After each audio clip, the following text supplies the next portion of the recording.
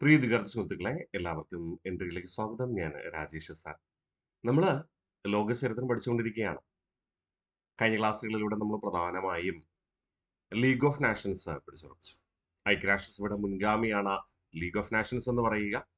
അല്ലെങ്കിൽ league of നാഷൻസിന്റെ പരാജയം കാരണമാണ് രണ്ടാം ലോക മഹായുദ്ധം ഉണ്ടായതെന്നും അതേ തുടർന്ന് രൂപീകരിക്കപ്പെട്ട ലീഗ് ഓഫ് നാഷൻസിന് പകരമായി രൂപീകരിക്കപ്പെട്ട സംഘടനയാണ് ഐക്യരാഷ്ട്രസഭ അഥവാ യുണൈറ്റഡ് നേഷൻസ് ഓർഗനൈസേഷൻ UNO എന്നറിയപ്പെടുന്ന സമാധാന സംഘടന. ഓക്കെ അല്ലേ? നിലവിലെ സാഹചര്യത്തില് ഐക്യരാഷ്ട്രസഭ എന്ന് പറയുന്നത് ലോകത്തെ ഏറ്റവും വലിയ മനുഷ്യാവകാശ സംഘടനയാണ്. ലോകത്തെ ഏറ്റവും വലിയ സമാധാന സംഘടനയും ഇത് തന്നെ ഐക്യരാഷ്ട്രസഭ തന്നെ. നമുക്ക് പഠിച്ചാലോ ഐക്യരാഷ്ട്രസഭയെ കുറിച്ച്. ഐക്യരാഷ്ട്രസഭ ഔദ്യോഗികമായി നിലവിൽ വന്നത് came into existence on 24th October 1945. അങ്ങനെ പ്രത്യേകിച്ച് എടുത്ത് പറയേണ്ട ആവശ്യമുണ്ടോ? തീർച്ചയായിട്ടും. കാരണം ഈ ഐക്യരാഷ്ട്രസഭയുടെ രൂപീകരണത്തെക്കുറിച്ച് ആദ്യഘട്ട ചർച്ചകൾ നടക്കുന്നത് രണ്ടാം ലോക മഹായുദ്ധ കാലഘട്ടത്തിൽ തന്നെ 1941-ലാണ്. തുടർന്ന് വിവിധ സമ്മേളനങ്ങൾ നടത്തപ്പെട്ടു ഇതിനെക്കുറിച്ചുള്ള തുടർ ചർച്ചകൾക്ക് വേണ്ടി. ഒരു അടിസ്ഥാന ഭരണഘടന വേണമെന്ന ആശയമുണ്ടായി. അടിസ്ഥാന ഭരണഘടന രൂപീകരിക്കപ്പെടുന്നത് 1944-ലാണ്. ആ ഭരണഘടന ലോകരാജ്യങ്ങൾ അംഗീകരിക്കണം. ഭൂരിപക്ഷം ലോകരാജ്യങ്ങളെങ്കിലും അംഗീകാരത്തോടു കൂടി ഈ സംഘടന നിലവിൽ വരണം എന്നതായിരുന്നു കാഴ്ചപ്പാട്.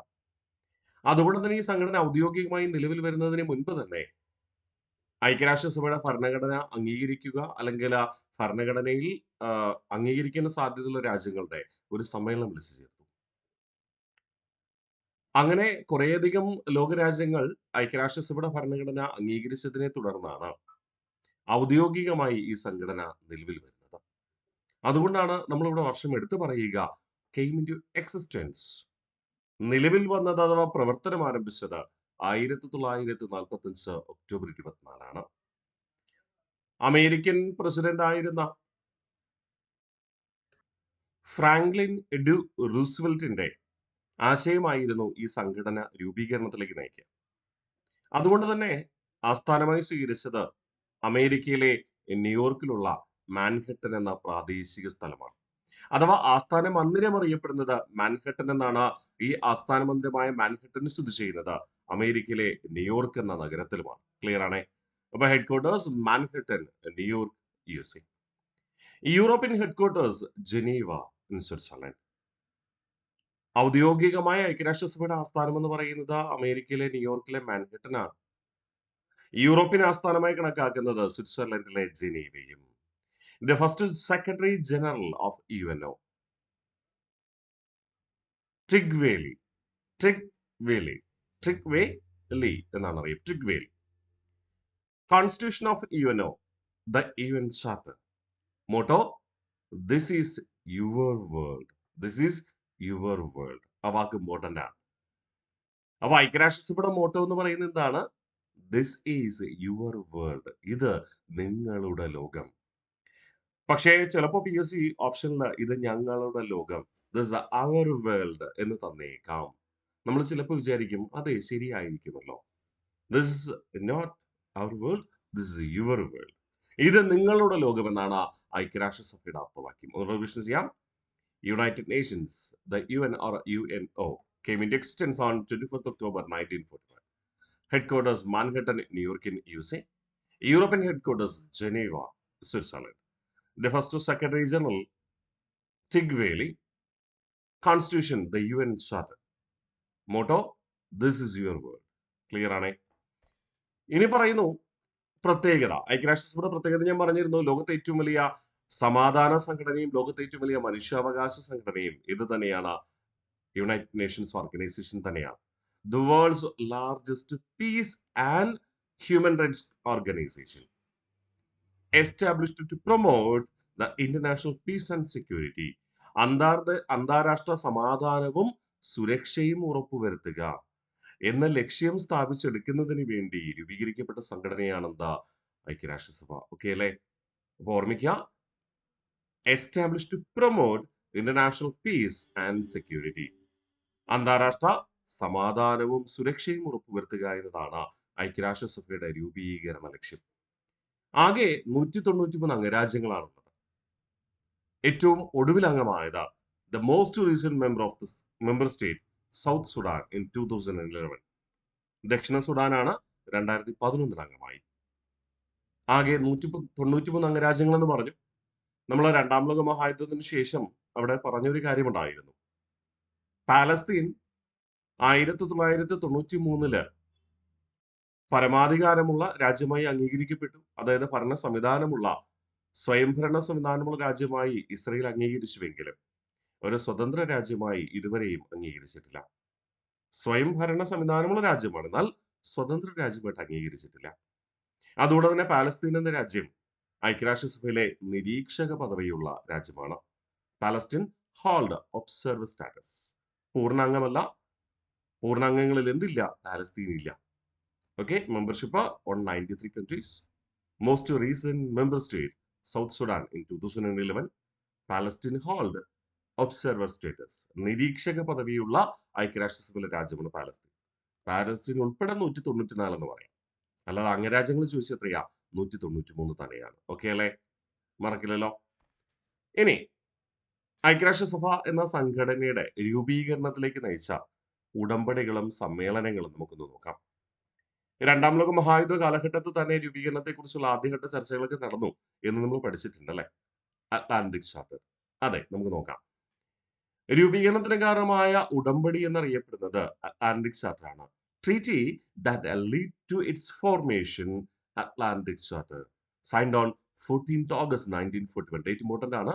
അറ്റ്ലാന്റിക് ചാർട്ടർ ഒപ്പുവെച്ചത് 1941 ഓഗസ്റ്റ് 14 നമ്മൾ രണ്ടാം ലോക മഹായുദ്ധ കാലഘട്ടത്ത് ഈ ഒരു ചാർട്ടറിനെ കുറിച്ച് പറഞ്ഞിട്ടുണ്ടായിരുന്നു. അമേരിക്കയും ഇംഗ്ലണ്ടും UK ചേർന്നിട്ടാണ് ഈ ഒരു ഉടമ്പടി ഒപ്പുവെക്കുക അല്ലെ? The leaders who signed the charter, Franklin D. Roosevelt, the President of United States, and Winston Churchill, Prime Minister of United Kingdom. ഈ രണ്ട് രാജ്യങ്ങളും ചേർന്നാണ് അറ്റ്ലാന്റിക് ചാർട്ടർ ഒപ്പുവെക്കുക. അറ്റ്ലാന്റിക് ചാർട്ടറിന്റെ ഉള്ളടക്കം എന്ന് പറയുന്നത് ഒന്നാം ലോക മഹായുദ്ധത്തിന് ശേഷം ലോകം സാമ്പത്തിക അരക്ഷിതാവസ്ഥയിലേക്ക് പോയി. തുടർന്ന് വീണ്ടും ഒരു ലോകമഹായുദ്ധം ഉണ്ടാകാതെ തടയുക എന്ന ലക്ഷ്യത്തിന് വേണ്ടിയിട്ട് ലീഗ് ഓഫ് നാഷൻസ് രൂപീകരിച്ചുവെങ്കിലും ആ ലീഗ് ഓഫ് നാഷൻസിന് കൃത്യമായി പ്രവർത്തിക്കാൻ കഴിയാത്തതാണ് രണ്ടാം ലോക മഹായുദ്ധത്തിലേക്ക് നയിച്ചത്. അതുകൊണ്ട് തന്നെ ഈ രണ്ടാം ലോക മഹായുദ്ധം അവസാനിക്കുന്ന സമയത്ത് പുതിയൊരു സമാധാന സംഘടന രൂപീകരിക്കണം എന്നതായിരുന്നു ഈ അറ്റ്ലാന്റിക് ചാർട്ടറിന്റെ ഉള്ളടക്കം.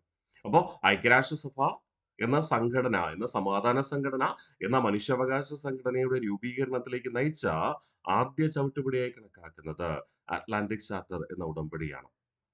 ഓക്കെ, രൂപീകരണത്തിന് കാരണമായ ഉടമ്പടി Atlantic Charter signed on 14th August 1941. Leaders who signed the charter, Franklin D. Roosevelt, the President of United States, Winston Churchill, the Prime Minister of United Kingdom. ഇന്ന് നമ്മൾ പറയുന്നു the idea and name of the United Nations were proposed by Franklin D. Roosevelt.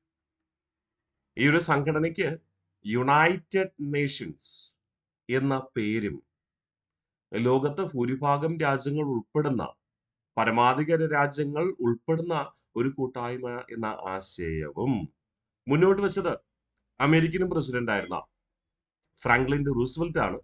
എന്നാണ് നിർദ്ദേശിച്ചത് എന്ന് ചോദിച്ചു കഴിഞ്ഞാൽ 1942 ജനുവരി 1 നടന്ന വാഷിംഗ്ടൺ സമ്മേളനത്തിലാണ്. ഓക്കെ, the idea and the name of the United Nations were proposed by Franklin D Roosevelt. US president ആണ്. On 1 January 1942 at Washington conference. 1942 ജനുവരി 1 നടന്ന വാഷിംഗ്ടൺ കോൺഫറൻസിലാണ് ഐക്യരാഷ്ട്രസഭ എന്ന ആശയവും ആ പേരും ഫ്രാങ്ക്ലിൻ ഡി റൂസ്വെൽറ്റ് മുന്നോട്ട് വയ്ക്കുക. അപ്പൊ ഐക്യരാഷ്ട്രസഭയുടെ രൂപീകരണത്തിലേക്ക് നയിച്ച ആദ്യ ഉടമ്പടി ഏതെന്ന് ചോദിച്ചാൽ അറ്റ്ലാന്റിക് ചാർട്ടർ ആണ്. 1941 ഓഗസ്റ്റ് 14 ഒപ്പുവെച്ചു. തുടർ നടപടികൾക്ക് വേണ്ടിയിട്ടാണ് 1942 ജനുവരി 1 വാഷിംഗ്ടൺ സമ്മേളനം വിളിച്ചു ചേർക്കുക. ആ സമ്മേളനത്തിൽ വെച്ച ഈ ഒരു പേര്, യുണൈറ്റഡ് നേഷൻസ് എന്ന പേര് അവതരിപ്പിക്കുന്നത് ഫ്രാങ്ക്ലിൻ ഡി റൂസ്വെൽറ്റ് ആണ്. ഇതേ തുടർന്ന് തുടർ ചർച്ചകൾക്ക് വേണ്ടിയിട്ട് മോസ്കോ സമ്മേളനം വിളിച്ചു ചേർത്തു. മോസ്കോ സമ്മേളനം എന്നാ നടക്കുക? 1943 ഒക്ടോബർ 30. ഈ മോസ്കോ സമ്മേളനത്തിൽ ഈ പ്രാരംഭ ചർച്ചകൾ ആരംഭിച്ചത് ബ്രിട്ടനും അമേരിക്കയുമാണല്ലോ, UK-യും USA-യുമാണ്. ഇത് കൂടാതെ ആരെയൊക്കെ കൂടെ ക്ഷണിച്ചു? സോവിയറ്റ് യൂണിയനെയും ചൈനയും ക്ഷണിക്കുകയാണ്. കാരണം ലോകത്തെ പ്രധാന പ്രബല ശക്തികൾ കൂടെ ഉണ്ടെങ്കിൽ കൂടുതൽ എളുപ്പമല്ലേ ഈ സംഘടന സ്ഥാപിക്കുവാനായിട്ട്. ഓക്കെ, അപ്പോൾ Moscow conference on 30th October 1943 attended by United States, United Kingdom, Soviet union and China.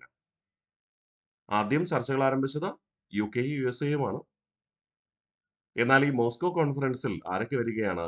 Soviet യൂണിയനും ചൈനയും കൂടെ വരികയാണ്. മറക്കില്ലല്ലോ. അപ്പോൾ Moscow conference on 30th October 1943 attended by United States, United Kingdom, Soviet union and China. വീണ്ടും തുടർ ചർച്ചകൾക്ക് വേണ്ടി മറ്റൊരു സമ്മേളനം വിളിച്ചു ചേർത്തു. അതാണ് തെഹ്റാൻ കോൺഫറൻസ് എന്ന പേരിൽ അറിയപ്പെടുക. Tehran conference from 28th November 1943 to 1st December 1943. മറക്കരുത്, ഏകദേശം 4 ദിവസം നീണ്ടുനിന്ന സമ്മേളനം. നവംബർ 28, 29, 30, 31 ഇല്ല, പിന്നെ ഡിസംബർ 1. അങ്ങനെ 4 ദിവസം നീണ്ടുന്ന സമ്മേളനമായിരുന്നു തെഹ്റാൻ കോൺഫറൻസ്. ഈ തെഹ്റാൻ കോൺഫറൻസിലാണ് ഔദ്യോഗികമായ ചർച്ചകൾ, തുടർ നടപടികൾ ചർച്ച ചെയ്യുക. ആരൊക്കെ അറ്റൻഡ് ചെയ്തു? ചൈന ഒഴികെ മോസ്കോ കോൺഫറൻസിൽ പങ്കെടുത്ത മറ്റ് 3 രാജ്യങ്ങളും അറ്റൻഡ് ചെയ്തു. ചൈന ഒഴികെ മറ്റ് മോസ്കോ കോൺഫറൻസിൽ പങ്കെടുത്ത 3 രാജ്യങ്ങളും ഇവിടെ അറ്റൻഡ് ആയി. ഇവിടെ തെഹ്റാൻ കോൺഫറൻസിൽ ആരൊക്കെ? United States, United kingdom and Soviet union. Conference that decided to establish United Nations. ഐക്യരാഷ്ട്രസഭ എന്ന സംഘടന പ്രവൃത്തിപഥത്തിലെത്തുവാൻ അഥവാ പ്രാവർത്തികമാക്കാൻ തീരുമാനിച്ച സമ്മേളനം ഏതെന്ന് ചോദിച്ചാൽ യാൾട്ട കോൺഫറൻസ് ഇവിടെ വെച്ച് നടന്നു. ഉക്രൈനിൽ വെച്ച് നടന്നു. USSRൽ ഉക്രൈനിൽ വെച്ച് നടന്നു. 1945 ഫെബ്രുവരി 4 മുതൽ 11 വരെ. നമ്മൾ രണ്ടാം ലോക മഹായുദ്ധ കാലഘട്ടത്ത് ഈ ഒരു യാൾട്ട കോൺഫറൻസ് അവിടെയും പഠിച്ചിട്ടുണ്ടായിരുന്നു. പ്രധാനപ്പെട്ട 2 കാര്യങ്ങളായിരുന്നു ഈ യാൾട്ട കോൺഫറൻസിന്റെ തീരുമാനം. ഒന്ന്, ഐക്യരാഷ്ട്രസഭ എന്ന സമാധാന സംഘടന പ്രാവർത്തികമാക്കപ്പെടണം, ഉടൻ തന്നെ രൂപീകരിക്കണം. 2, ജർമ്മനി വംശീയമായി ഏകീകരിക്കുന്നത് തടയുന്നതിന് വേണ്ടി ജർമ്മനിയെ 2ആയി വേർതിരിക്കണമെന്ന്. അത് നമ്മൾ ആൾറെഡി പഠിച്ചു, ശരിയല്ലേ? ഗുഡ്. അപ്പോൾ conference that decide to establish United Nations, Yalta conference, മറക്കില്ലല്ലോ. Attended by Franklin D Roosevelt America, Winston Churchill Britain, പിന്നെ ജോസഫ് സ്റ്റാലിൻ USSRന്റെ ഭരണാധികാരി. ഓക്കെ അല്ലേ? അപ്പൊ ഐക്യരാഷ്ട്ര സംഘടന എന്ന ഒരു അന്തർദേശീയ സമാധാന സംഘടന രൂപീകരിക്കാൻ കാരണമായ അന്തർദേശീയ ഉടമ്പടി ഏതെന്ന് ചോദിച്ചാൽ അറ്റ്ലാന്റിക് ചാർട്ടർ ആണ്. ഐക്യരാഷ്ട്രസഭ രൂപീകരിക്കുവാൻ തീരുമാനിച്ച സമ്മേളനം ഏതെന്ന് ചോദിച്ചാൽ 1945 ഫെബ്രുവരി 4 മുതൽ 11 വരെ നടന്ന യാൾട്ട കോൺഫറൻസുമാണ്. മറക്കില്ലല്ലോ. ഇതിൽ ആരൊക്കെ പങ്കെടുത്തു? തെഹ്റാൻ കോൺഫറൻസ് പങ്കെടുത്ത അമേരിക്കയും ഇംഗ്ലണ്ടും പിന്നെ സോവിയറ്റ് യൂണിയനും പങ്കെടുത്തു. നമ്മളവിടെ ഭരണാധികാരികളുടെ പേര് മെൻഷൻ ചെയ്തു. Franklin D Roosevelt, Winston Churchill, പിന്നെ ജോസഫ് സ്റ്റാലിൻ എന്നിവർ. ഓക്കെ അല്ലേ? അപ്പൊ 45 യാൾട്ട കോൺഫറൻസിൽ ഈ സംഘടന നിലവിൽ വരുന്നതിന് വേണ്ടിയുള്ള അന്തിമ തീരുമാനം കൈക്കൊണ്ടു എന്ന് പറയാം അല്ലേ? അതിനു മുൻപ് 1944 ഒരു കാര്യം കൂടെ സംഭവിച്ചു. The UN Charter was drafted in October 1944. UN Charter, ഐക്യരാഷ്ട്രസഭയുടെ ഭരണഘടനയാണ് UN Charter നമ്മൾ പഠിച്ചു വെച്ചു അല്ലെ? The UN Charter was drafted in October 1944, prepared during the conference held at Dumbarton-Oaks, Washington DC. അമേരിക്കയിലെ വാഷിംഗ്ടൺ DCയിലെ എവിടെ വെച്ചാണ്? ഡംബാർട്ടൺ ഓക്സിൽ ചേർന്ന സമ്മേളനത്തിലാണ് ഐക്യരാഷ്ട്രസഭയുടെ അടിസ്ഥാന നിയമാവലി അഥവാ ഭരണഘടന തയ്യാറാക്കുക. എന്നാൽ ഈ ഡംബാർട്ടൺ ഓക്സിൽ സമ്മേളനം വിളിച്ചു കൂട്ടിയത് 1944 ഒക്ടോബറിൽ. ഐക്യരാഷ്ട്രസഭയുടെ ഭരണഘടനയായ UN ചാർട്ടറിന്റെ ശില്പി എന്ന് പറയുന്നത്, ഡ്രാഫ്റ്റ്മാൻ എന്ന് പറയുന്നത് ആരാണ്? ജാൻ സ്മട്സ് എന്ന് പറയുന്ന വ്യക്തിയാണ്. ഓക്കെ അല്ലെ? മറക്കില്ലല്ലോ, ഇമ്പോർട്ടന്റ് ആണ്. Architect of the UN charter Jan Smuts. ഒന്നുകൂടെ നമുക്ക് റിവിഷൻ ഉറപ്പിച്ചാലോ? അപ്പൊ നമ്മൾ രൂപീകരണ ഘട്ടത്തിലേക്ക് നമ്മൾ കടന്നു. അതാണ് നമ്മൾ റിവിഷൻ ചെയ്യാൻ തുടക്കം തുടർന്ന് റിവിഷൻ ചെയ്യാം. The United Nations came into existence on 24th October 1945. Headquarters Manhattan, New York, USA. European headquarters Geneva in Switzerland. The first Secretary General Tig Whaley. Constitution, the UN Charter. Motto, this is your world. the world's largest peace and human rights organization, UNO, established to promote international peace and security. Membership 193 countries, 193 countries. Most recent member state, South Sudan in 2011, Palestine held observer status. Not a full membership, observer status. Treaty that led to its formation. Atlantic Charter signed on 14th August 1941. Leaders who signed the charter: Franklin D. Roosevelt, the President of United States; Winston Churchill, the Prime Minister of the United Kingdom.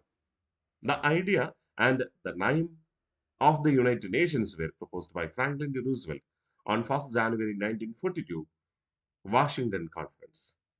Moscow Conference held on 30th October 1943, attended by United States, United Kingdom, Soviet Union, and China.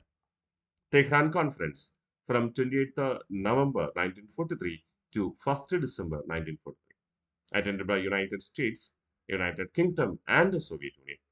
The conference that decided to establish the United Nations Yalta Conference in Ukraine from 4th of February 1945 to 11th of February 1945, attended by Franklin D. Roosevelt, Winston Churchill, and Joseph Stalin. The UN Charter, the Constitution, was drafted in October 1944, prepared during the conference held at Dumbarton Oaks, Washington, D.C. Architect of UN Charter, John Smuts. അപ്പോൾ ഐക്യരാഷ്ട്രസഭയുടെ രൂപീകരണ ഘട്ടങ്ങൾ നമ്മൾ പഠിച്ചു. ഐക്യരാഷ്ട്രസഭയുടെ രൂപീകരണ ഘട്ടങ്ങളിൽ ഐക്യരാഷ്ട്രസഭയുടെ ഭരണഘടന UN ചാർട്ടർ തയ്യാറാക്കിയത് 44 ജോൺ സ്മട്സ് ആണ് എന്ന് നമ്മൾ പഠിച്ചു. ഇമ്പോർട്ടന്റ് ആണ്, ഇതൊക്കെ PSC ചോദ്യങ്ങളാണ് കേട്ടോ. അടുത്ത് പറയുന്നു, the UN charter was signed on 26th June 1945. 1945 ഫെബ്രുവരിയിൽ നടന്ന യാൾട്ട കോൺഫറൻസിൽ ഐക്യരാഷ്ട്രസഭ പ്രാവർത്തികമാക്കാൻ തീരുമാനിച്ചു. ഐക്യരാഷ്ട്രസഭയുടെ ചാർട്ടർ കോൺസ്റ്റിറ്റ്യൂഷൻ തയ്യാറാക്കുന്നത് 1944 ഒക്ടോബർ മാസം നടന്ന വാഷിംഗ്ടണിലെ ഡംബാർട്ടൺ ഓക്സിൽ ചേർന്ന സമ്മേളനത്തിലാണ്. ഇപ്പൊ ഭരണഘടന ഉണ്ട്, ഇതെന്ത് ചെയ്യണം, ലോകരാജ്യങ്ങൾക്ക് മുന്നിൽ അവതരിപ്പിക്കണം, അവരുടെ അംഗീകാരം നേടണം, അതാണ് ലക്ഷ്യം. The UN Charter was signed on 26th June 1945 at the San Francisco Conference. ഐക്യരാഷ്ട്രസഭയുടെ ഭരണഘടനയായ UN ചാർട്ടർ ആദ്യമായി അംഗീകരിക്കപ്പെടുന്നത് എവിടെ വെച്ചാണ്? സാൻ ഫ്രാൻസിസ്കോ സമ്മേളനത്തിൽ വെച്ചാണ്. ഏത് ദിവസം? 1945 ജൂൺ 26-ന്. 50 രാജ്യങ്ങളിലെ പ്രതിനിധികൾ ഈ സമ്മേളനത്തിൽ പങ്കെടുക്കുകയും ഐക്യരാഷ്ട്രസഭയുടെ ചാർട്ടർ ഒപ്പുവെക്കുകയും ചെയ്തു. Okay, representatives from 50 countries signed the charter. Poland, though not present at the conference, also signed the charter. ഈ സാൻ ഫ്രാൻസിസ്കോ സമ്മേളനത്തിൽ പങ്കെടുക്കാതെ UN ചാർട്ടറിൽ ഒപ്പുവെച്ച ആദ്യ രാജ്യമാണ് പോളണ്ട്. അതുകൊണ്ട് നമുക്ക് വേണമെങ്കിൽ ഇങ്ങനെ പറയാം, ഐക്യരാഷ്ട്രസഭയുടെ ചാർട്ടർ സാൻ ഫ്രാൻസിസ്കോ സമ്മേളനത്തിൽ 50 രാജ്യങ്ങൾ അംഗീകരിച്ചു. സമ്മേളനത്തിൽ പങ്കെടുക്കാതെ ആദ്യം അംഗീകരിച്ച രാജ്യം പോളണ്ടാണ്. അതായത് ഐക്യരാഷ്ട്രസഭയുടെ ചാർട്ടർ അംഗീകരിച്ച 51ാമത് രാജ്യമാണ് പോളണ്ട് എന്ന് പറയാം. കുഴപ്പമില്ലല്ലോ. 1945 ജൂൺ 26-ന് 50 രാജ്യങ്ങൾ സാൻ ഫ്രാൻസിസ്കോ സമ്മേളനത്തിൽ പങ്കെടുക്കുകയും ഐക്യരാഷ്ട്രസഭയുടെ ചാർട്ടർ അംഗീകരിക്കുകയും ചെയ്തു. അതിൽ ഒരു രാജ്യം ഇന്ത്യയാണ്. India signed the charter on 26th June 1945 as 29th country to sign. Signed by Ramaswami Mudaliar. അതായത് ഐക്യരാഷ്ട്രസഭ ചാർട്ടർ അവതരിപ്പിക്കപ്പെട്ടത് 1945 ജൂൺ 26-ആണ് സാൻ ഫ്രാൻസിസ്കോ സമ്മേളനത്തിൽ. ആ സമ്മേളനത്തിൽ ഇന്ത്യ പങ്കെടുത്തിരുന്നു. 50 രാജ്യങ്ങളിൽ ഒന്ന് ഇന്ത്യയാണ്. ആ ഇന്ത്യ അന്നേ ദിവസം തന്നെ UN ചാർട്ടർ എന്ന ഭരണഘടന അംഗീകരിക്കുകയാണ്. ഇന്ത്യക്ക് വേണ്ടി UN ചാർട്ടർ ഒപ്പുവെച്ചത് രാമസ്വാമി മുതലിയാറായിരുന്നു. ഇമ്പോർട്ടന്റ് ആണ്. ഓക്കെ, ഒന്നുകൂടെ നമുക്ക് റിവിഷൻ ചെയ്താലോ. The UN Charter was signed on 26th June 1945 at the San Francisco Conference. Representatives from 50 countries signed the charter. Poland, though not present at the conference, also signed the charter. India signed the charter on 26th June 1945, the San Francisco Conference, the 29th country to sign, signed by Ramaswamy Mudalia. സെറ്റാണേ. The United Nations officially came into existence on 24th October 1945. 1941 August 14 ഒപ്പുവെച്ച Atlantic charter മുതലുള്ള ചർച്ചകളാണ് ഒടുവില് 1945 October 24 ഐക്യരാഷ്ട്രസഭ പ്രാബല്യത്തിൽ വന്നതോടുകൂടി സ്വപ്നം പൂവണിയുന്നത്. അതുകൊണ്ട് ഐക്യരാഷ്ട്രസഭ ദിനമായി കണക്കാക്കുന്നത്, UN ദിനമായി കണക്കാക്കുന്നത് October 24. India became an official member on 30th October 1945. India ഐക്യരാഷ്ട്രസഭയുടെ ഭരണഘടനയായ UN ചാർട്ടർ 1945 ജൂൺ 26 ഒപ്പുവെച്ചു. അതൊക്കെ ശരിയാണ്. ഐക്യരാഷ്ട്രസഭ പ്രാബല്യത്തിൽ വരുന്നത് 1945 ഒക്ടോബർ 24. ആ ഐക്യരാഷ്ട്രസഭയിൽ ഇന്ത്യ ഔദ്യോഗിക അംഗമായി തീരുന്നത് എന്നാണ് 1945 ഒക്ടോബർ 30 ഡേറ്റ് മറക്കരുത്. ഓക്കെ അല്ലേ? ഔദ്യോഗികമായി നിലവിൽ വന്നതിന് ശേഷം ഐക്യരാഷ്ട്രസഭയിലെ എല്ലാ അംഗരാജ്യങ്ങളിലെയും പ്രതിനിധികൾ പങ്കെടുക്കുന്ന ഐക്യരാഷ്ട്രസഭയുടെ ആദ്യത്തെ ജനറൽ അസംബ്ലി വിളിച്ചു ചേർത്തത് എവിടെയാണ്? യൂറോപ്യൻ രാജ്യമായ യുണൈറ്റഡ് കിങ്ഡത്തിന്റെ തലസ്ഥാനമായ ലണ്ടനിലാണ്. The first UN General Assembly held in 1946 at London. Held in 1946 at London. ആദ്യത്തെ പൊതുസമ്മേളനം എല്ലാ അംഗരാജ്യങ്ങളിലെയും പ്രതിനിധികൾ പങ്കെടുത്ത ഐക്യരാഷ്ട്രസഭയുടെ ആദ്യത്തെ പൊതുസമ്മേളനം നടന്നത് 1946 ലണ്ടനാണ്. സെറ്റ് അല്ലേ? ഇനി കുറച്ച് ഫാക്ട്സ് കൂടെ നമുക്ക് പഠിച്ചുറപ്പിക്കണം. The UN emblem was adopted on 7th December 1946. ഐക്യരാഷ്ട്രസഭയുടെ മുദ്ര അല്ലെങ്കിൽ ഐക്യരാഷ്ട്ര ചിഹ്നം സ്വീകരിക്കുന്നത് എന്നാണ് 1946 ഡിസംബർ മാസം 7 എന്താണ് ചിഹ്നം നിങ്ങൾക്കറിയാം അല്ലെ? 2 ഒലിവ് ജില്ലകൾക്കിടയിലെ ലോകരാഷ്ട്രങ്ങളുടെ ഭൂപടമാണ് സിംബൽ എന്ന് പറയുക. Features a world map surrounded by 2 olive branches. ലോകരാഷ്ട്രങ്ങളുടെ ഭൂപടത്തിന്റെ ഇരുവശത്തും ഒലിവ് ശിലകൾ. ഒലിവ് ശിലകൾ എന്തിന്റെ പ്രതീകമാണ്? സമാധാനത്തിന്റെ പ്രതീകമാണ്. ലോകത്തെ ഏറ്റവും വലിയ സമാധാന സംഘടന എന്നതാണല്ലോ ഐക്യരാഷ്ട്രസഭയുടെ രൂപീകരണ ലക്ഷ്യം. അതുകൊണ്ട് തന്നെ ഒലിവ് ശിലകൾ അവിടെ രേഖപ്പെടുത്തി ലോകത്തിന് സമാധാനം നൽകുവാൻ. അതുകൊണ്ട് ലോക ഭൂപടത്തിന് ഇരുവശത്തും എന്താണ്? 2 ഒലിവ് ശിലകൾ. Features a world map surrounded by 2 olive branches. The UN flag was adopted on 20th October 1947. ഐക്യരാഷ്ട്രസഭയുടെ പതാക സ്വീകരിക്കുന്നത് 1947 ഒക്ടോബർ 20 ആ പതാകയുടെ നിറം എന്ന് പറയുന്നത് ലൈറ്റ് ബ്ലൂ അല്ലെങ്കിൽ സീ ബ്ലൂ എന്നൊക്കെ നമ്മൾ പറയാറുണ്ട്. ലൈറ്റ് ബ്ലൂ, ഇളം നീല നിറം. ആ ഇളം നീല നിറത്തിലെ പതാകയിൽ ഐക്യരാഷ്ട്രസഭയുടെ ലോഗോ, ലോകരാഷ്ട്രങ്ങളുടെ ഭൂപടം, ഒലിവ് ശിലകൾക്കിടയിലുള്ള ലോകരാഷ്ട്രങ്ങളുടെ ഭൂപടം കൂടെ ചേർത്താണ് നമ്മൾ പലപ്പോഴും കാണാറ് അല്ലെ? അപ്പോ ഐക്യരാഷ്ട്രസഭയുടെ ഫ്ലാഗ് എന്നാ സ്വീകരിക്കുക? 1947 ഒക്ടോബർ 20. നിറം എന്താണ്? ഇളം നീല നിറം, light blue. Asian country not a member, Taiwan. ഐക്യരാഷ്ട്രസഭയിലെ 193 അംഗരാജ്യങ്ങളുണ്ട്. നിരീക്ഷക പദവിയുള്ള പാലസ്തീൻ ഉണ്ട്. അംഗമല്ലാത്ത ഏഷ്യൻ രാജ്യം എന്ന് പറയുന്നത് തായ്വാനാണ്. ഓക്കെ. അംഗമല്ലാത്ത യൂറോപ്യൻ രാജ്യം എന്ന് പറയുന്നത് വത്തിക്കാൻ സിറ്റിയുമാണ്. ഇതിൽ വത്തിക്കാൻ സിറ്റി എന്ന് പറയുന്നത് ആത്മീയ രാജ്യമാണ്. പൗരന്മാരില്ലാത്ത ഇറ്റലിക്കകത്ത് സ്ഥിതി ചെയ്യുന്ന വത്തിക്കാൻ എന്ന രാജ്യം പോപ്പിന്റെ കീഴിലുള്ള പുരോഹിതന്മാരും ഉള്ളതാണ്. പൗരത്വമില്ലാത്ത രാജ്യമാണ്. പക്ഷെ തായ്വാൻ അങ്ങനെയല്ല. ഇന്ത്യയെ പോലുള്ള പരമാധികാര രാജ്യമാണ്. പക്ഷെ അവർക്ക് ഐക്യരാഷ്ട്രസഭയിൽ അംഗമാകാൻ തുടരാൻ താല്പര്യമില്ലാത്തത് കൊണ്ട് അവർ അംഗമല്ലതാണ്. ഐക്യരാഷ്ട്രസഭയിൽ അംഗമല്ലാത്ത ഏഷ്യൻ രാജ്യം തായ്വാനും യൂറോപ്യൻ രാജ്യം എന്ന് പറയുന്നത് വത്തിക്കാൻ സിറ്റിയുമാണ്. മറക്കാതിരിക്കുക. ഓക്കെ അല്ലോ? ഒന്നുകൂടെ റിവിഷൻ ചെയ്താലോ? The UN emblem was adopted on 7th December 1946. Features a world map surrounded by 2 olive branches. The UN flag was adopted on 20th October 1947. Color light blue. Asian country not a member, Taiwan. European country not a member, Vatican City. Official languages of the United Nations 6. Official languages of the United Nations 6. എന്തൊക്കെയാ? ഐക്യരാഷ്ട്രസഭയുടെ ഔദ്യോഗിക ഭാഷകള് 6 ഉണ്ടെന്ന് നമ്മൾ പറഞ്ഞു. Link ചെയ്യുക. Chinese ആൽഫബറ്റിന്റെ അടിസ്ഥാനത്തിലാണ് രേഖപ്പെടുത്തിയിരിക്കുന്നത് കേട്ടോ. Chinese, English, French, Russian and Spanish. Chinese, English, French, Russian, Spanish. ഏറ്റവും അവസാനം കൂട്ടിച്ചേർക്കപ്പെട്ടത് അറബിക്കാണ്. Chinese, English, French, Russian, Spanish കൂടാതെ അറബിക്.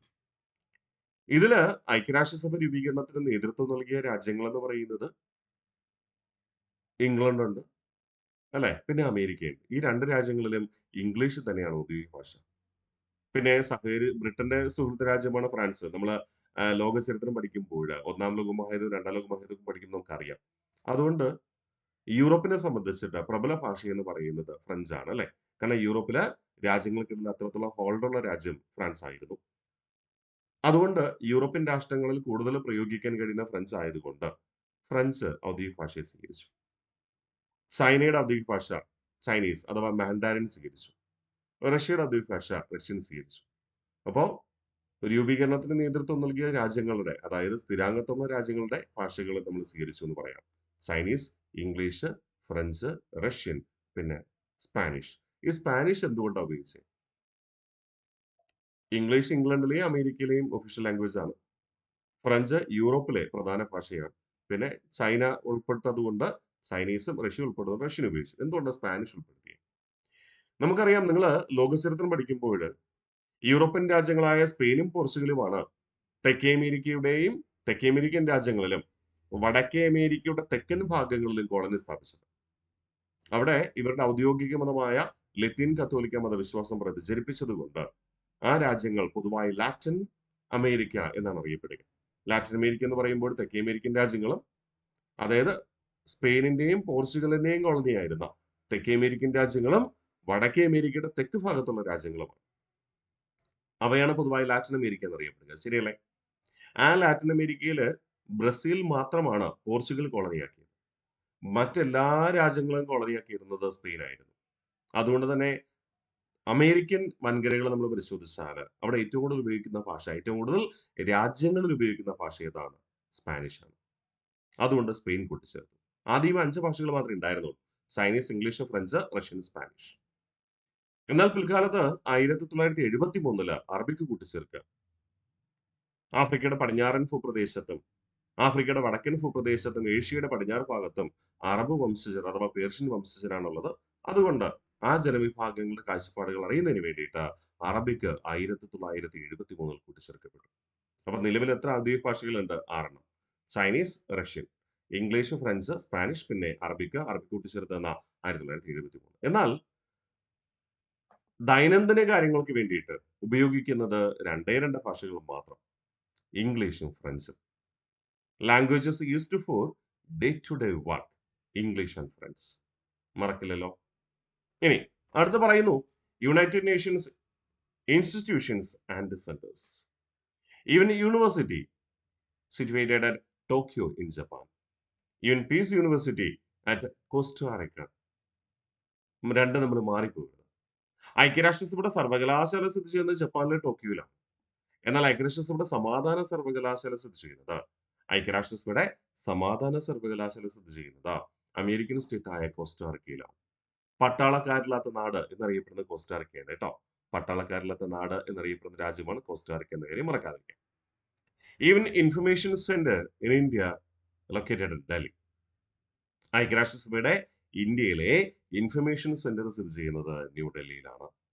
ഈവൻ ലൈബ്രറി ന്യൂയോർക്കിൽ സ്ഥിതി ചെയ്യുന്നു. ആ UN ലൈബ്രറി അറിയപ്പെടുന്നത് പദവിയിലിരിക്കെ അന്തരിച്ചു പോയ ഒരു സെക്രട്ടറി ജനറലിന്റെ നാമത്തിലാണ്: Dag Hammarskjold memorial library. Dag Hammarskjold memorial library. അവിടെ കെ ഒക്കെ ഉണ്ടെങ്കിലും കെ സൈലന്റ് ആണ്. Dag Hammarskjold memorial library located at New York. എന്നിട്ട് നമുക്ക് വിശദം ചെയ്യാം. 4 ഇൻസ്റ്റിറ്റ്യൂഷൻസ് അല്ലെ? University Tokyo Japan, even peace university Costa Rica, even information centre in India New Delhi, even library Dag Hammarskjold memorial library at New York. Dag Hammarskjold എന്ന് പറയുന്ന ആരാണ്? പദവിയിലിരിക്കെ അന്തരിച്ച ഐക്യരാഷ്ട്രസഭയുടെ ആദ്യത്തെ സെക്രട്ടറി ജനറൽ ആണ് ഡാഗ് ഹാമർഷോൾഡ് എന്ന് പറയുക. അദ്ദേഹത്തിന് സമാധാന നൊബേൽ കിട്ടിയിട്ടുണ്ട്. നമ്മൾ സെക്രട്ടേറിയറ്റ് എന്ന ഐക്യരാഷ്ട്രസഭയുടെ ഘടകം പഠിക്കുമ്പോൾ നമ്മൾ അവിടെ പഠിച്ചുറപ്പിക്കും കേട്ടോ. India and the UN key facts. ഐക്യരാഷ്ട്രസഭയില് ഇന്ത്യയുടെ ഇന്ത്യയുമായി ബന്ധപ്പെട്ട പ്രധാന വസ്തുതകൾ നമുക്കൊന്ന് പരിശോധിക്കാം. India's permanent representative to United Nations. നിലവില് ഐക്യരാഷ്ട്രസഭയിലെ ഇന്ത്യയുടെ സ്ഥിരം പ്രതിനിധി ആരെന്ന് ചോദിച്ചാൽ ആരാണ്? പി ഹരീഷ്. നിലവിലെ ഇന്ത്യയുടെ ഐക്യരാഷ്ട്രസഭയിലെ സ്ഥിരം പ്രതിനിധി കർണപേരൂടെയാണ് P Harish. Gandhi's birthday 2 October is observed as International Day of Non-Violence. ഐക്യരാഷ്ട്രസഭ ഗാന്ധിജിയുടെ ജന്മദിനമായ ഒക്ടോബർ 2-നെയാണ് അന്തർദേശീയ അഹിംസാ ദിനമായി ആചരിക്കുക. 2007 മുതലാണ് ആചരിച്ചു തുടങ്ങുക, മറക്കാതിരിക്കുക. അപ്പോൾ ഗാന്ധിജിയുടെ ജന്മദിനമായ ഒക്ടോബർ 2 ഐക്യരാഷ്ട്രസഭ എന്തായി ആചരിക്കുന്നു? അഹിംസാ ദിനം, നോൺ വയലൻസ് ഡേ. ഏത് വർഷം തൊട്ടാണ് ആചരിക്കുക? 2007 മുതൽ. Malayali who hold the record for speaking continuously for 8 hours in the UN General Assembly, VK Krishna Menon. പൊതുസഭയിൽ, ഐക്യരാഷ്ട്രസഭയുടെ പൊതുസഭയിൽ 8 മണിക്കൂർ തുടർച്ചയായി പ്രസംഗിച്ച് റെക്കോർഡിട്ട മലയാളിയാണ് VK കൃഷ്ണമേനോൻ എന്ന് പറയുക. ഇന്ത്യയും പാകിസ്ഥാനും തമ്മിലുള്ള അതിർത്തി സംഘർഷങ്ങളായിരുന്നു അദ്ദേഹത്തിന്റെ പ്രധാന ചർച്ചാ വിഷയം. ഓക്കെ, അപ്പോൾ പൊതുസഭയിൽ, ഐക്യരാഷ്ട്രസഭയുടെ പൊതുസഭയിൽ 8 മണിക്കൂർ തുടർച്ചയായി പ്രസംഗിച്ച് റെക്കോർഡിട്ട മലയാളിയാണ് VK കൃഷ്ണമേനോൻ എന്ന് പറയുക. Malayali who holds the record for speaking continuously for 8 hours in the UN General Assembly, VK Krishna Menon. ഐക്യരാഷ്ട്രസഭയുടെ ഒരു ഏജൻസിയാണ് ലോകാരോഗ്യ സംഘടന. ഐക്യരാഷ്ട്രസഭയുടെ ഏജൻസിയായ ലോകാരോഗ്യ സംഘടനയിൽ പ്രസിഡന്റ് ആയിരുന്ന ഏക ഇന്ത്യൻ വനിതയാണ് Rajkumari Amrit Kaur. The only Indian woman to serve as the president of the World Health Organization. ഐക്യരാഷ്ട്രസഭയുടെ ഏജൻസിയാണ് കേട്ടോ. The only Indian woman to serve as the president of the World Health Organization, Rajkumari Amrit Kaur. Okay അല്ലേ? അപ്പോൾ ഇന്ത്യയുമായി ബന്ധപ്പെട്ട പ്രധാന വസ്തുതകളാണ് പരിശോധിക്കുക. എന്തൊക്കെ? India's permanent representative to the United Nations P Harish. Gandhi's birthday 2 October is observed as International Day of Non-Violence since 2007. Malayali who hold the record for speaking continuously for 8 hours in the UN General Assembly, VK Krishnamena. The only Indian woman to serve as the president of the World Health Organization, Rajkumari Amrit Kaur. Indian appointed as the UN Civil Police Advisor, Kiran Bedi. നമുക്കറിയാം, IPS ഓഫീസറായ കിരൺ ബേദിയാണ് ഐക്യരാഷ്ട്രസഭയുടെ civil police ഉപദേഷ്ടാവായി നിയമിക്കപ്പെട്ട ആദ്യ ഇന്ത്യക്കാരി എന്ന് പറയാം. The first Indian appointed UN civil police officer adviser ആരാണ്? Kiran Bedi. The first Indian to serve as a UN under secretary ആരാണ്? ശശി തരൂർ. ഐക്യരാഷ്ട്രസഭയിലെ അണ്ടർ സെക്രട്ടറി ജനറലായി സേവനം ചെയ്ത ആദ്യ ഇന്ത്യക്കാരൻ ശശി തരൂരായിരുന്നു. അദ്ദേഹം ഐക്യരാഷ്ട്രസഭയുടെ അണ്ടർ സെക്രട്ടറി ജനറലായി സേവനം ചെയ്യുന്ന അവസരത്തിൽ ഐക്യരാഷ്ട്രസഭയുടെ സെക്രട്ടേറിയറ്റ് എന്ന ഘടകത്തിലെ സെക്രട്ടറി ജനറലായി മത്സരിച്ചു. പക്ഷെ അദ്ദേഹം പരാജയപ്പെട്ടു കേട്ടോ. He was also the first Indian to contest for the position of UN Secretary General. UN Secretary General തിരഞ്ഞെടുക്കുന്നത് ഐക്യരാഷ്ട്രസഭയുടെ പൊതുസഭയാണ്. നമ്മൾ പിന്നീട് അത് പഠിക്കും. പക്ഷേ മത്സരിച്ചുവെങ്കിൽ അദ്ദേഹം പരാജയപ്പെട്ടു പോയി എന്നതാണ് യാഥാർത്ഥ്യം. അപ്പോൾ Indian appointed as a UN Civil Police Advisor Kiran Bedi, first Indian to serve as the UN Under Secretary General Shashi Tharoor. He was also the first Indian to contest for the position of UN Secretary General. Indian musician who performed at the UN General Assembly, MS Subbulakshmi. ഐക്യരാഷ്ട്രസഭയുടെ പൊതുസഭയിൽ പാടാൻ അവസരം ലഭിച്ച ആദ്യ Indian സംഗീതജ്ഞയാണ് MS Subbalakshmi എന്ന് പറയുക. Important ആണ്. നമ്മൾ MS സുബ്ബലക്ഷ്മിയുടെ ഒരു കീർത്തനം മിക്കവാറും ക്ഷേത്രങ്ങളിലൊക്കെ രാവിലെ കേൾക്കാറുണ്ട്. ചിലര് ഹിന്ദുമത വിശ്വാസികൾ വീട്ടിൽ കേൾക്കാറുണ്ട്. സുപ്രഭാതം, വെങ്കടേശ്വര സുപ്രഭാതം. ആ കീർത്തനത്തിന്റെ രചിച്ചതും ആലാപനവും ആരാണ്? MS സുബ്ബലക്ഷ്മി കേട്ടോ. അപ്പോ ഐക്യരാഷ്ട്രസഭയുടെ പൊതുസഭയിൽ പാടാൻ അനുമതി ലഭിച്ച അവസരം ലഭിച്ച ആദ്യ ഇന്ത്യൻ സംഗീതജ്ഞ ആരാണ്? MS സുബ്ബലക്ഷ്മിയാണ്. ഫസ്റ്റ് സ്പീച്ച് ഇൻ ഹിന്ദി, ഐക്യരാഷ്ട്രസഭയുടെ പൊതുസഭയിൽ ഹിന്ദിയിൽ പ്രസംഗിക്കാൻ അനുമതി ലഭിച്ചത് ആദ്യമായിട്ട് അടൽ ബിഹാരി വാജ്പേയിക്കാണ്. അല്ലെങ്കിൽ ഹിന്ദിയിൽ പ്രസംഗിച്ചത് അടൽ ബിഹാരി വാജ്പേയിയാണ്. ഹിന്ദിയിൽ രണ്ടാമത് പ്രസംഗിച്ചത് നരേന്ദ്രമോദിയും. ആദ്യം പ്രസംഗിച്ചത് അടൽ ബിഹാരി വാജ്പേയി. ഐക്യരാഷ്ട്രസഭയുടെ പൊതുസഭയിൽ രണ്ടാമത് ഹിന്ദിയിൽ പ്രസംഗിച്ചത് നരേന്ദ്രമോദിയുമാണ്. ഫസ്റ്റ് സ്പീച്ച് ഇൻ മലയാളം അമ്മ, അതായത് മാതാ അമൃതാനന്ദമയി. ഐക്യരാഷ്ട്രസഭയുടെ പൊതുസഭയിൽ ആദ്യമായി മലയാളത്തിൽ പ്രസംഗിച്ചത് അമൃതാനന്ദമയിയാണ്, അഥവാ അമ്മ എന്ന് വിളിപ്പേരിൽ അറിയപ്പെടുന്ന വ്യക്തിത്വം. ഫസ്റ്റ് സ്പീച്ച് ഇൻ തമിഴ്, ഐക്യരാഷ്ട്രസഭയുടെ പൊതുസഭയിൽ ആദ്യമായി തമിഴിൽ പ്രസംഗിച്ചത് ഇന്ത്യക്കാരനല്ല. തമിഴ്നാട് ഇന്ത്യയിലാണെങ്കിലും തമിഴ് എന്ന ഭാഷ മറ്റു പല രാജ്യങ്ങളും ഉപയോഗിക്കുന്നുണ്ട്. ഐക്യരാഷ്ട്രസഭയുടെ പൊതുസഭയിൽ തമിഴിൽ പ്രസംഗിച്ച ആദ്യ വ്യക്തി എന്ന് പറയുന്നത് ശ്രീലങ്കൻ ഭരണാധികാരിയായിരുന്ന മഹേന്ദ്ര രാജപക്സെയാണ്. ശ്രീലങ്കൻ ഭരണാധികാരിയായിരുന്ന മഹേന്ദ്ര രാജപക്സെ. ഒന്നുകൂടെ റിവിഷൻ ചെയ്താലോ? Indian musician who performed at the UN General Assembly, M.S. Subbulakshmi. First speech in Hindi, Atal Bihari Vajpayee. Second speech in Hindi, Narendra Modi. First speech in Malayalam, Amma or Amada Amritanandamayi. First speech in Tamil, Mahindra Rajapakse, the Sri Lankan ruler, the former Sri Lankan ruler. Okay അല്ലേ? മറക്കില്ലല്ലോ. ഇത്രയേ ഉള്ളൂ ഐക്യരാഷ്ട്രസഭയുമായി ബന്ധപ്പെട്ട കുറച്ച് facts. PSCയുടെ ചോദ്യങ്ങളാണ് ഇതൊക്കെ. അതുകൊണ്ട് നമ്മളൊന്ന് പറഞ്ഞത്. ഒന്നുകൂടെ നമുക്ക് റിവിഷൻ ചെയ്തിട്ട് ഈ ക്ലാസ് അവസാനിപ്പിക്കാം. India and the UN. Key facts. India is a permanent representative to the United Nations. P. Harish. Gandhi's birthday, 2nd October, is observed as the International Day of Non-Violence since 2007.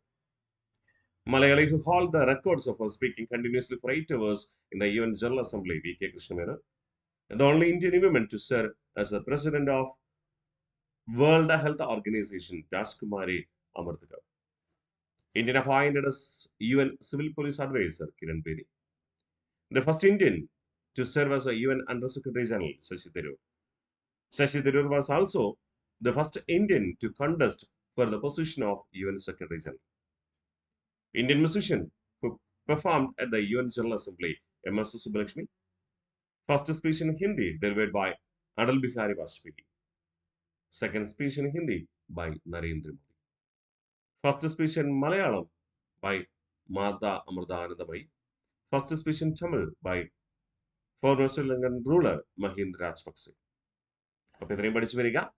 ഐക്യരാഷ്ട്രസഭയുടെ പ്രധാനപ്പെട്ട രൂപീകരണ സമയത്ത് 6 ഘടകങ്ങൾ ഉണ്ടായിരുന്നു. നിലവിൽ 5 ഘടകങ്ങളാണുള്ളത്. ആ ഘടകങ്ങളെ കുറിച്ചാണ് നമ്മൾ ഇനി തുടർന്നുള്ള ക്ലാസ്സുകളിൽ പഠിക്കുക. ഇത്രയും കൃത്യമായി പഠിച്ചുറപ്പിക്കുക. ഐക്യരാഷ്ട്രസഭ എന്ന സംഘടന പഠിച്ചു. ഐക്യരാഷ്ട്രസഭ ഘടകങ്ങളെ കുറിച്ച് നമുക്ക് അടുത്ത ക്ലാസ്സിൽ പഠിച്ചുറപ്പിക്കാം. Bye bye.